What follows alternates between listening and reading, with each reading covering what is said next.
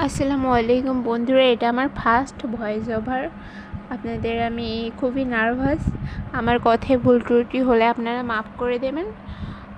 আজকে আপনাদের দেখাবো ভুনা খিচুড়ির রেসিপি। প্রথমে আপনারা দেখতে পেলেন সুন্দর করে পেঁয়াজগুলো কেটে নেওয়া হলো।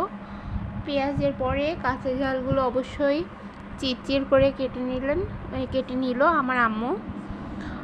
এরপর আপনারা দেখতে পাবেন তেজপাতা, তারপর জিরা, আর জিরাটা আগে দেওয়া হয়ে গিয়েছিলো, ভিডিও ক্লিপ নিয়ে নিই, ওই আপনারা দেখতেই পাচ্ছেন। তারপরে গরম মশলা দিয়ে দিল। এরপর আগে থেকে কেটে রাখা রসুন থেতলিয়ে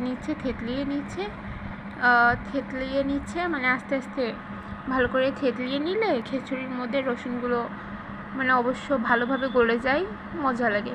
এরপর কলাইয়ের ডালে খিচুড়ি ধুয়ে নিল, চালের সাথে ডালটা ধুয়ে নিল ভালো করে।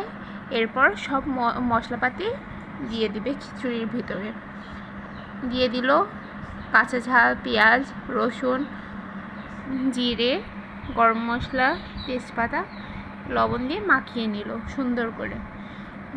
মাখিয়ে নিল। এরপর হলুদ দিল। হলুদ অবশ্য পানি দেওয়ার আগে দিবেন হাত দিয়ে, তাহলে হাতেও হলুদ হবে না।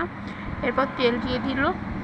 এরপর কি করবে, এরপর তেল দেওয়ার পরে পানি দিয়ে দিচ্ছে, আপনারা দেখতে পাবেন পানি দিয়ে দিচ্ছে। আমার ভিডিওটা অনেক স্পিডের, আপনারা ক্ষমার দৃষ্টিতে দেখবেন। এটা তো আমার ফার্স্ট ভিডিও, নেক্সট টাইমে ভালো করে ভিডিও দেওয়ার চেষ্টা করবো। সবাই আল্লাহ হাফেজ। এবার খিচুড়ি হয়ে যায়।